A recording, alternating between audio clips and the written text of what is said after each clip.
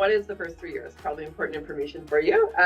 So we are running a longitudinal study on new graduate for games programs in Canada and the United States. And we kind of have three main objectives in this study. So we want to have an idea of what happens in the first 3 years of employment for people who are entering the game industry. What kind of systemic barriers might they be facing? What factors make for a supportive work, make for a supportive educational experience for people? Just like what is happening, because we don't really have a lot of research knowledge of what that experience is like for people. Then we want to kind of understand what the challenges people might be facing are in that transition out of school into work, and a special emphasis on people from marginalized populations. And then we kind of wanted to assess the claims that post-secondary programs make that they're preparing students for success in the game industry, and to see to what degree or in what dimensions that may or may not be true. So this research kind of emerged from a couple of different pieces that we had worked on separately beforehand. We did a study on post-secondary programs in games in Canada and the United States and found there was about a 10-fold increase in the number of programs between 2010 and 2020. So there's 10 times as many programs graduating people into the game industry in 2020 than there were in 2010. That's a huge increase in the number of people coming into an industry that you see from looking at it is a very precarious industry to work in, right? And so we kind of wanted to understand, like, how are these programs setting students up to enter this industry? Is there things that we could be doing better to make it more sustainable? What is the relationship between programs and industry? All these kinds of things are pieces that we're trying to pick apart. Obviously, there's a lot of different angles to approach this question. We felt that the most pressing angle was from the student perspective. What is that experience like for the people who are going through it? Because they're the people who are kind of getting chewed up a little bit by the system. So yeah, that's kind of our goal. So how we are going about that is we have recruited a little bit over 200 students who were in like the graduating year of a post-secondary program in games in Canada or in the United States. So we reached them through online networks, through listservs, direct appeals to schools or faculty, through our partner organizations. So we work with HEVGA, the Higher Education Video Game Alliance, as well as the ESA and the IDGA, to try and reach students. So we kind of reached out to a lot of students through that. We also went to GDC this year in San Francisco and basically harassed everyone who looked like they were under 25. So that's a very effective, if expensive, way to recruit students. So yeah, we ended up with a little bit over 200 of them. They are both undergraduate and graduate students, and we'll talk a little bit more about their demographics in a minute. We have, kind of like a member of the research team assigned to each participant that will follow them through the study. So we did that first interview, take the data, code it, etc. And then every year for the following 3 years, we're going to survey and interview the students again to kind of see what that trajectory is. So I'm just going to walk you through some of the findings that we've had so far, starting with the demographics. So essentially, to be eligible, again, we know that they had to have graduated from a games-related degree in US or Canada in 2022 or 2023, and could be an undergraduate or graduate student. Our sample was overwhelmingly consisted of students in undergraduate degrees. So just a note here, the statistics that are going to be presented are about the undergraduate student population, and this was about 173 students. So students generally came from the US. We had about 81% coming from US-based schools, but we had a range in the US from coast to coast, and we also had good representation across the provinces in Canada as well. And the average age of students in their undergraduate programs, as they were just heading out on their journeys, was about 22 years old. As Kenji mentioned as well, one of the main goals of the research was to understand how individuals' identities would play into their careers and starting their careers. And so we were also interested in their community membership. So in terms of the LGBTQIA population, we actually had 46% of students who identified as being part of the community. So a pretty large sect of our sample. We also had 51% who did not identify, but of the group, we had half of those people identify as allies. So we actually had a large supportive LGBTQIA sample within our demographics. In terms of gender, we had a predominantly cisgender male sample. However, we did have 18% of individuals who identified as either trans, non-binary, gender fluid, third gender, or another identity as well along the gender identity spectrum. So in all, we had pretty good representation for the LGBTQIA community. Next, we were also interested in understanding racial ethnicity within our participants and their identities. So our sample was predominantly white. You see 57% of the population. A smaller percentage identified as East Asian and multiracial, of which some individuals in that category also identified as white.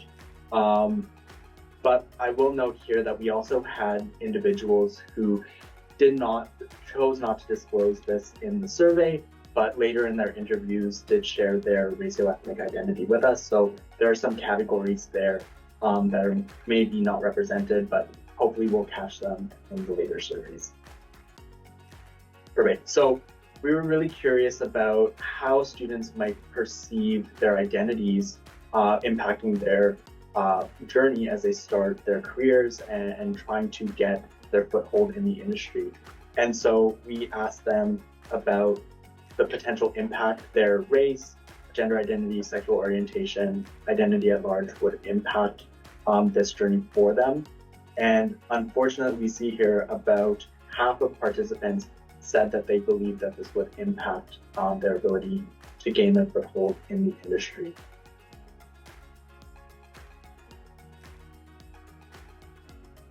Wanted to share, I guess, just some positive experiences because we are focused on barriers to equity and barriers to success. We can sometimes get dragged down in the negative, but we did want to point out that many students had a wonderful experience. They were very happy to be in games.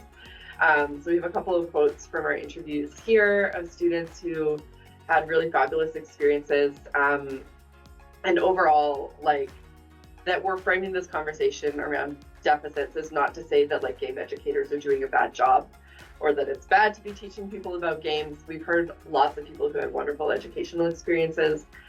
Something I think that has stood out to us is that a lot of people, the individual instructors in their programs, were really the things that were making the difference and changing their whole trajectory. So those were a really standout component. So although we're discussing areas for improvement today, we did want to say we're not here to say that games programs are doing a bad job. Just where can we work on kind of improving outcomes for students. So we did want to leave you a little bit with some more positives and just remind ourselves as well, that there are good things out there in the industry, and we all are working in this space for a reason, because there are wonderful things, and we all want to make it as well as good as we can, and students feel that too. So the single most common answer that we received from students came to the question of why they thought people wanted to make games, and almost without fail, they would say because this was a medium that they had loved since they were kids, that brought them so much joy and growth and connection, and they wanted to be a continual part of sharing that with other people. And our students that we interviewed really held that, and I think that is a common connection across the industry. And so that's just something that we've kind of wanted to leave with, was a bit of that optimism.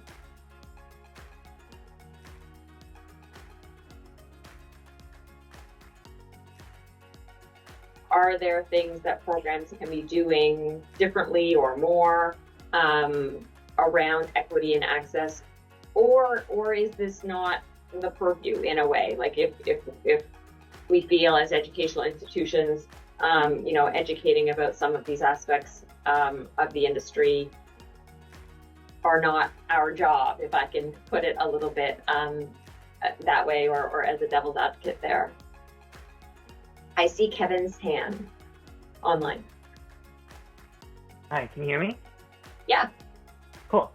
I definitely think it is sort of the job of faculty to sort of help push that narrative of, diversity is important. Because at the very baseline, admission faculty is who's in charge of ensuring diversity in students. And in some ways, managers, not non-teaching faculty, are in charge of ensuring diversity of faculty, not just in, terms of gender, race, basic demographics, but I think diversity should also include things like problem-solving skills and philosophy and interests and specializations.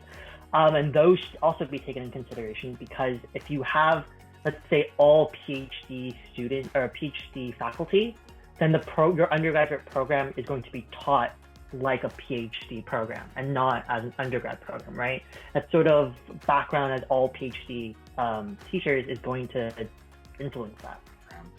I did want to maybe play the other side of the devil's advocate with this second question. I think, of course, we should be teaching about equity, diversity, inclusivity. That's in line with our values as higher education, people involved in higher education. But, we know that just improving the diversity of people that are going into a pipeline, that pipeline ends in like a meat grinder, is not a very good ethical thing to do.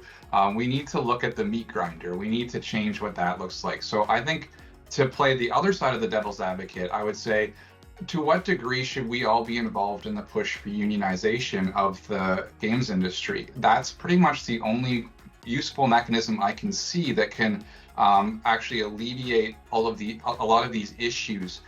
Somebody mentioned that the film industry is caught in the same kind of creative rut, making the same films over and over and over again, but the people remain rather consistently employed throughout that. When the games industry does the same thing, boom, bust, even at the biggest, most successful studios, they're just cutting and hiring and cutting and hiring. It's not sustainable. So I think the provocation is less about centering equity and inclusivity. Of course we should be doing that. It's how much and how hard should we be pushing for unionization, not just in our teaching, but as institutions that can draw greater attention to this. And I do want to flag the work of people at the Tag Lab that are advocating for this work, that are doing really cool creative work with like mixed media and trying to further the conversation around unionization. But boy, if all of these institutions and programs came together with our collective effort and made a concerted push, could that really improve the meat grinder at the end, that it's not a meat grinder? And then